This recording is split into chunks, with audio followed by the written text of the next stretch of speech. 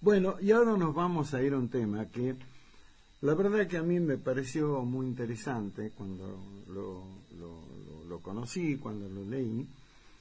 De así que, después de todo, para mí el interés de compartirlo con todos ustedes, y es esto que el diputado nacional mandato cumplido, reconocido dirigente político de Salta, fue presidente del Partido Justicialista, publicó una reflexión sobre uno de los temas quizás que más arrastramos desde hace muchos años los argentinos, y que tiene que ver con esto que por ahí escuchamos siempre, ¿no?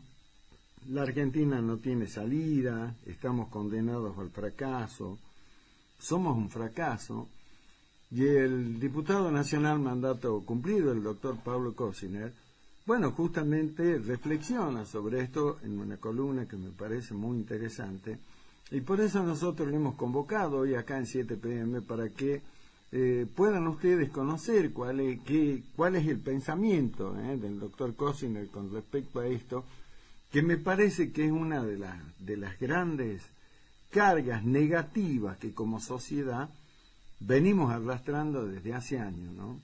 Y después ahí es cuando aparece la grieta y aparecen un montón de cosas que realmente nos complican.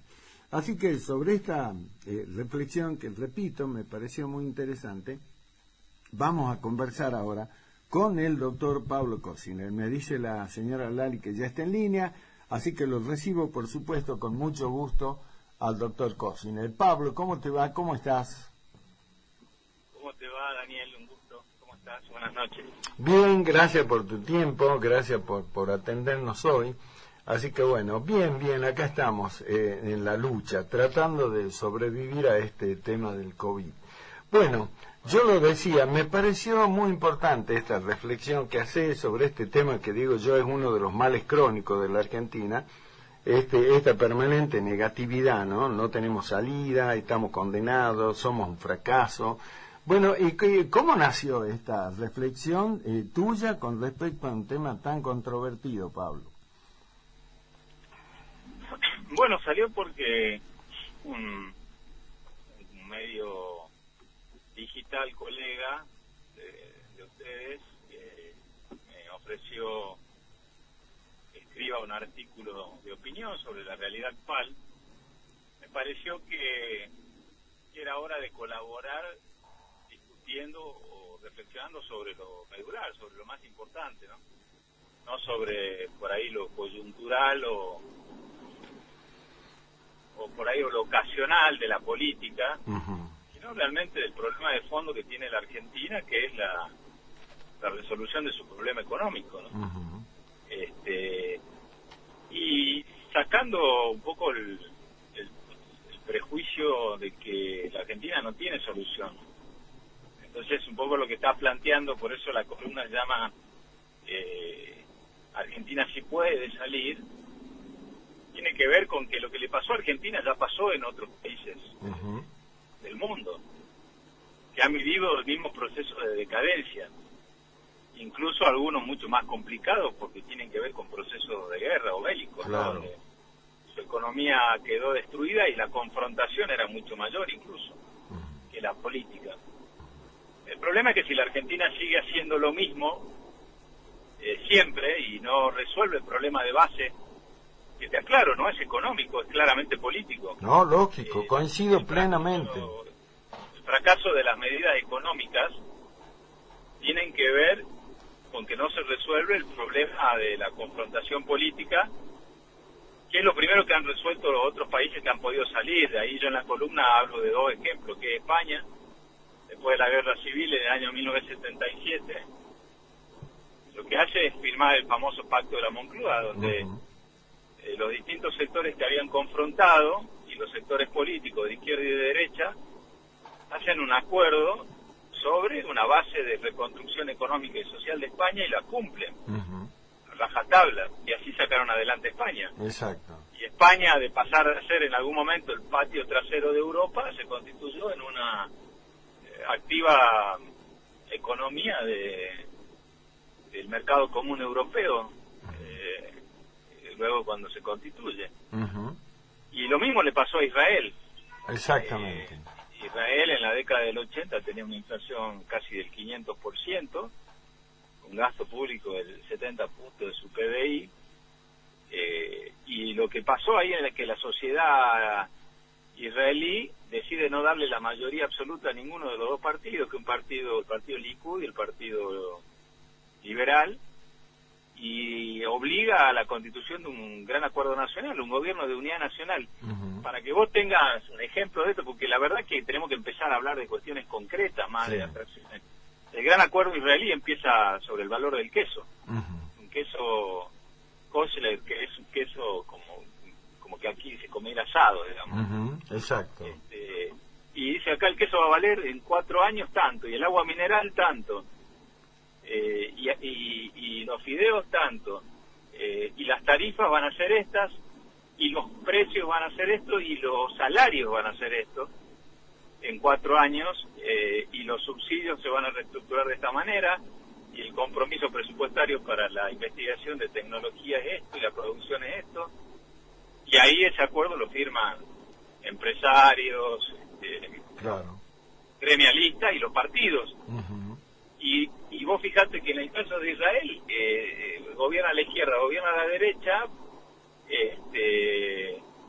y los dos mantienen durante todo ese tiempo el cumplimiento de los compromisos. Y en la década del 80, que es la misma época donde nosotros tenemos la hiperinflación, ellos tenían un 500% de inflación y hoy apenas sobrepasa el punto de inflación. Exacto. Ahora, nunca dejaron de cumplir este acuerdo, Claro. hasta el punto que hace muy poco tiempo la inflación se le había disparado un poquito más del 2 y casi le cuesta el puesto al ministro de Economía. Exacto. Entonces, tiene salida la Argentina. El problema es que tenemos que animarnos a construir el mismo consenso de acuerdos que construyeron los países que salieron de eso. Porque el mismo proceso que nosotros hoy no superamos, lo tuvo Colombia, lo tuvo Perú, lo tuvo en cierta manera Portugal. Entonces,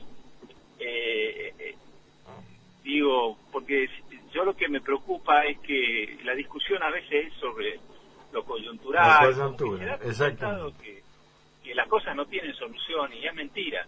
La Argentina es uno de los pocos países del mundo que tiene inflación porque no resolvió el problema básico, que es el de acuerdos de los planes económicos. Vos fíjate acá, en el último ciclo económico fracasan desde las políticas más intervencionistas, porque cuando pierde el Frente para la Victoria en el año 2015, había vuelto a subir la inflación, cayó la actividad económica y demás, y tampoco que es una política más intervencionista, y tampoco tuvo éxito las políticas neoliberales de Macri. Ujú.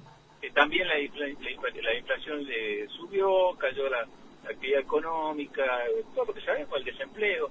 Entonces no es cuestión de que fracasó, digamos, ninguno de los partidos lo pudo resolver. Hubo algunas ventanas, como el primer gobierno de Menem o la primera etapa de Néstor Kirchner, obviamente, sí. por el valor de los De commodities. los commodities, exactamente. Pero estructuralmente no se pudo resolver nunca, y hoy estamos todavía con ese problema que en otras economías del mundo, no tan distantes a nosotros algunas, por eso te daba el ejemplo de países latinoamericanos, y otras con muchos problemas de confrontación, lo han podido resolver. Entonces la Argentina sí tiene salida. El problema es que desde la sociedad también hay que evaluar que capaz que la receta de darle tanto poder a un gobierno no funciona, y que hay que repartir más los apoyos y buscar los acuerdos nacionales, y obligar a los gobiernos a hacer acuerdos nacionales. Una vez que la Argentina logre eso, recién vamos a poder resolver el problema económico, porque acá fracasaron desde el mejor equipo de los últimos 50 años, Sí, hasta aquellos partidos que ganaron con fuerte apoyo popular. exacto. Entonces no es que fracasó uno nomás, ¿no? Y de eso se trata, es decir, generar un marco de reflexión y decir, no es que no hay salida a la Argentina, no hay salida en la medida que sigamos haciendo lo mismo. ese es el problema. Claro, es lo que decía Einstein, ¿cómo podés esperar un resultado distinto si hace lo mismo para llegar a eso, ¿no? Lo planteaba él. Exactamente. Ahora también, Daniel, esto nos genera mirarnos hacia nosotros como sociedad y decir, bueno, capaz que también hay que forzar desde la misma sociedad, No, claro, de alguna manera, la generación de los acuerdos, ¿no? Y no quedarse tampoco con los mensajes superfluo y que cada proceso electoral no sea solamente la presentación de candidatos, de quién tiene mejor marketing, toda una carrera para llegar y no exigirle en el medio de los planteos las propuestas, los acuerdos previos y una serie de cuestiones que, bueno, ojalá que como sociedad nos permita madurar. Y creo que también el grado de preparación de la gente que se va a hacer cargo de la cosa pública, los equipos, es muy importante. También en ningún lugar del mundo esto se resolvió con improvisado. Y bueno, creo que por ahí también pasa la... Sí, por supuesto. Grandes acuerdos políticos, programas, equipos preparados y una clara vocación de respetar y suspender las grandes confrontaciones un tiempo. Acá hay que pensar que esto no se sale si no es a través de gobiernos, de coaliciones, capaz que institucionalmente haya que hacer algunas modificaciones para apostar más a un régimen semiparlamentario. Eso te iba a decir. Donde las oposiciones tengan participación en la conformación de gobierno. Exacto. Es un poco la idea original que tuvo Alfonsín, que después no prosperó. Se llegó a aplicar, exactamente. No prosperó. Bueno, una de las cuestiones que yo más porque por ahí se le hacen mucha crítica al gobierno de Macri, sobre todo con el endeudamiento y con la cuestión económica, que como vos bien decías, él decía que tenía el Dream Team, pero se le escapó la tortuga.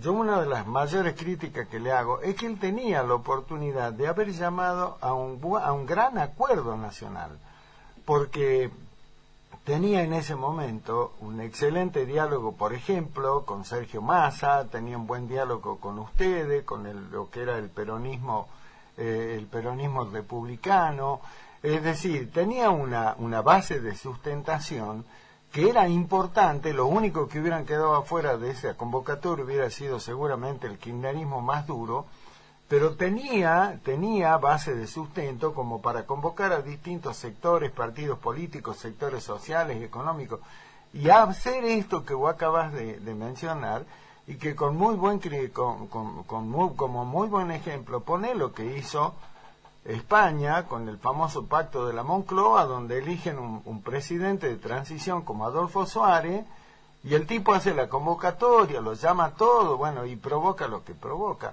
Ahora, eso, ¿vos crees, Pablo, que con esta situación tan jodida, porque sigue la grieta, se sigue profundizando cada vez más, de un lado y del otro, fanatismo de un lado, del otro, ¿vos crees que se podría alcanzar en algún momento esto que sería fundamental para el despegue de la Argentina? Mira, dos cosas. Sobre la primera parte, la reflexión tuya, Macri pierde la posibilidad después de la elección del 2017. Claro. Cuando en la elección del 2017 fue esa famosa concepción de que el mapa se había pintado de amarillo, él recibe un fuerte apoyo popular. Eso no hay que negarlo. Sí, fue un dato de la realidad. Entendió eso. Él creyó que ese apoyo era, en vez de generar la posibilidad de una convocatoria, un gran acuerdo nacional sobre la base de un programa acordado, y la tenía la base para poder hacerlo, porque la gente había votado mayoritariamente su propuesta, él se cierra cada vez más en una visión de cambiemos, si quiere, individuales o de un sector político, y triunfa el ala más dura y ortodoxa. Entonces él desperdicia esa oportunidad y bueno, nosotros sabemos cómo termina, a tal punto que yo no había leído el libro de él y el otro día un amigo me manda una copia que él me dedica, una página a mí sobre el liderazgo bloque de los gobernadores, Ujú. como si nosotros hubiésemos obstaculizado eso, cuando fue totalmente al revés. O sea, nunca entendió la realidad, y que la cosa no era hacer lo que él quería, sino sentarse a... Qué ignorancia, Pablo, qué ignorancia la del Macri, porque ¿cómo va a decir si ustedes hacen lo que más le han facilitado la gobernabilidad? Cuando me lo contaron yo no lo quería creer. Este amigo me manda, mire, te mando la copia del...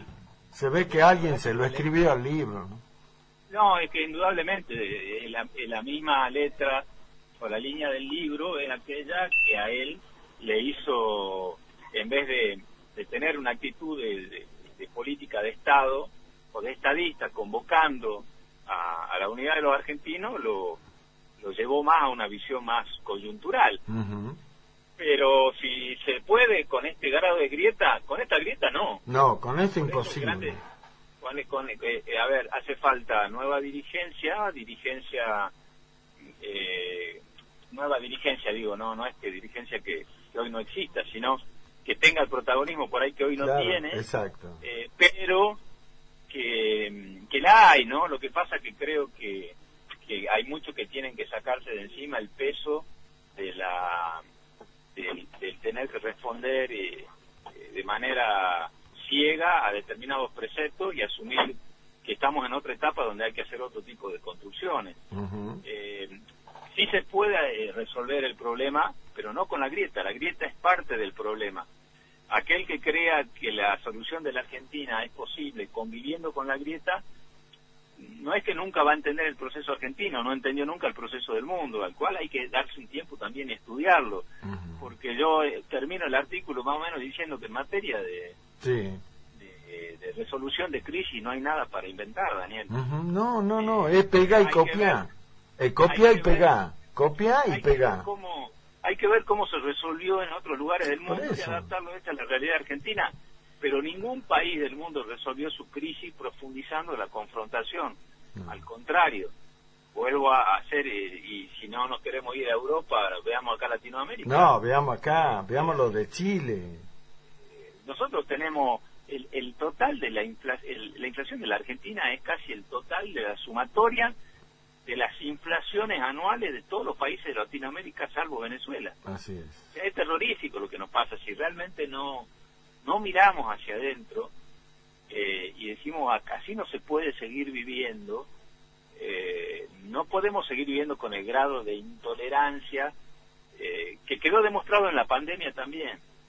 Si en la pandemia si la pandemia como contexto no fue capaz de unir a la dirigencia argentina para entender que hay algo superior al interés particular de cada uno, o la visión particular que es la vida y la economía de todos los argentinos, bueno, ¿cuándo va a ser? Ojalá que de esta crisis también surja esta nueva visión. Yo creo que hay mucha dirigencia en Argentina que es del peronismo, de Cambiemos, de sectores independientes, que la entienden, pero todos estos dirigentes van a tener que entender que llegó la hora de sacarse de encima las pertenencias irrestrictas o las conducciones irracionales. Exacto. Entonces, todos estos dirigentes valiosos que tiene el peronismo, que tiene incluso sectores de Juntos por el Cambio, que tiene el radicalismo, que tiene sectores del socialismo independiente, van a poder encontrar ese gran acuerdo nacional. Sin gran acuerdo nacional, no hay posibilidad de que la Argentina salga adelante, y de hecho a nosotros como salteños nos complica, porque Salta se desarrolla en un contexto de país, y yo digo que las economías más frágiles son las que más... No, por supuesto, son como las nuestras. Están, porque después vos tenés la ciudad de Buenos Aires, Córdoba, Santa Fe, tienen mucho más espalda, provincia de Buenos Aires, pero provincia también tiene sus realidades, sus cordones más complicados, ¿no? Exacto. Pero yo creo que estamos en un momento trascendente, o realmente surge la dirigencia que se ponga los pantalones largos y que buscan los grandes acuerdos nacionales en Argentina, o seguiremos deambulando en gobiernos que creen que tener una inflación de 4, 5, 6, 10, 12 puntos por mes o de 40 por año, 50 por año, es algo normal, y no es normal en ningún lugar del mundo, ¿verdad? Vos sabés que el domingo leía un informe económico sobre Latinoamérica y justamente hacía una publicación que detallaba cuáles son los índices inflacionarios, y te juro, Pablo, que me dio una sana envidia, y leía lo de Perú.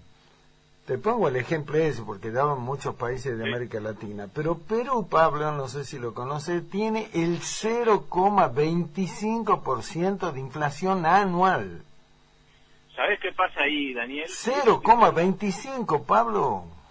Y eso que Perú, el tema de Perú, es un caso muy especial, porque Perú no pudo resolver totalmente su problema político, porque tiene, viste, varios gobiernos con cuestiones de corrupción y demás. Sí. ¿Sabés dónde está la clave del éxito de Perú? En el respeto que los distintos gobiernos hicieron del Banco Central del Perú. Exacto. Y de un acuerdo de política económica sobre la base del rol del Banco Central que dio, digamos, base a ese programa. Claro, la política monetaria es sagrada. Bueno, es como que es sagrado, claro, no se toquetea. Mirá lo que le pasó a Uruguay. Uruguay creo que tuvo una inflación anual el último año de 6 puntos, y eso hizo tambalear también al equipo económico. Exacto, de Uruguay. Claro, exacto. Y bueno, Chile lo tiene totalmente resuelto, por eso. Paraguay, Brasil también, entonces... Mira, Bolivia mismo, Pablo, Bolivia mismo es un ejemplo en eso.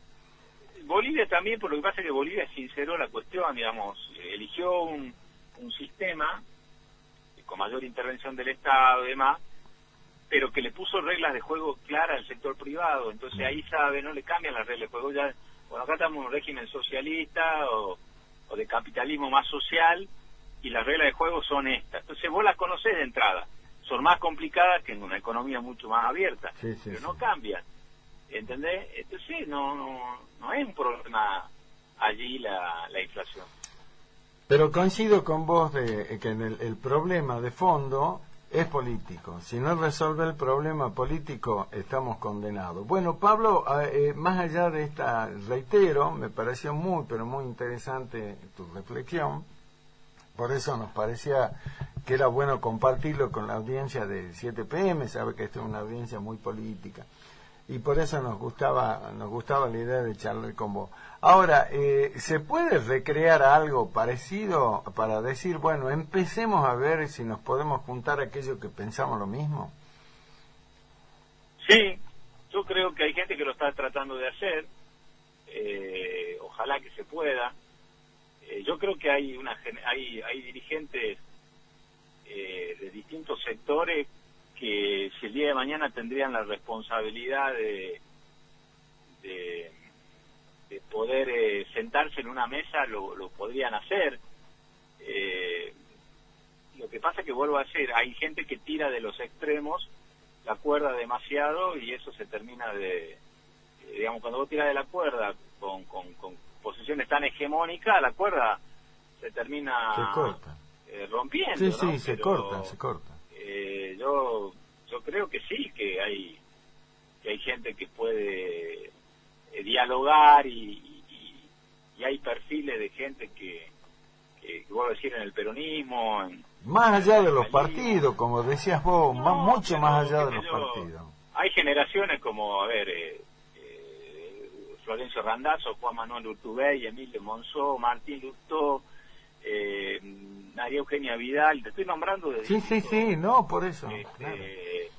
Lugares, en el mismo gobierno, el ministro de Economía, Martín Guzmán, Nicolás Trota, hay gente que yo sé que se puede sentar en mesas a discutir, a dialogar, pero bueno, gobernadores, ni que hablar, Schiaretti, Perotti, Uñac, el gobernador de Mendoza, el mismo gobernador de Jujuy, que más allá de diferencias particulares, claro, Yo he tenido posibilidad de trabajar en discusiones con muchos de ellos de gestión, el gobernador de La Pampa,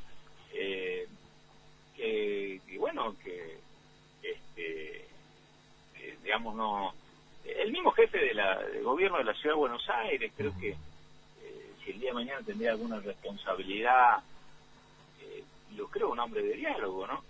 Pero, exactamente. Independientemente que uno por ahí no comparta y no esa es otra cosa, candidaturas, claro. Pero digo que hay estilos que son los que la Argentina por ahí necesita en mesas de trabajo. Exacto. Ahora, cada uno después de los roles donde la gente le dé, ¿no? Pero si no, esas actitudes no son las que prevalecen y las cosas se complican. Exacto. Yo aspiro a que de cada fuerza política pueda ir teniendo cada vez más trascendencia a este nivel de dirigente. La Argentina creo que necesita la construcción de alternativas políticas por fuera de la grieta, a mí no me cabe duda, porque si no, la grieta ya se llevó puesto, no es que se va a llevar puesto, ya se llevó puesto la Argentina. Entonces, si seguimos insistiendo en más de lo mismo, no pidamos que las cosas cambien en la Argentina. Y obviamente que nosotros, quienes tomamos parte de economías mucho más débiles, de provincias mucho más expuestas, tenemos menos tiempo para esperar y menos espaldas para soportar las crisis que hoy se desarrollan. Exacto. Pablo, interesantísimo tu reflexión, repito, por eso la idea era compartirlo, así que bueno, estaremos a disposición para ver de empezar a laburar en esto, digamos cada uno desde lo suyo aportando, pero creo que esa es la salida, ese es el camino, ¿no? Es hora, creo yo, de empezar a transitarlo, y con la expectativa que en algún momento se concrete. Bueno, Pablo, te comprometo para en otra oportunidad, porque como se dijo alguna vez, esto recién empieza, para que charlemos sobre tu mirada, tu análisis de cómo se ha conformado el escenario político, este tema de los frentes, de las candidaturas, y finalmente, bueno, cuál es el rol que está hoy teniendo el Partido Justicialista, del cual te fuiste presidente. Así que bueno, en cualquier momento lo abordamos al tema, ¿te parece? Cómo no, Daniel, un gusto y a disposición de ustedes. Te mando un abrazo, que estés muy bien, ¿eh? Hasta luego.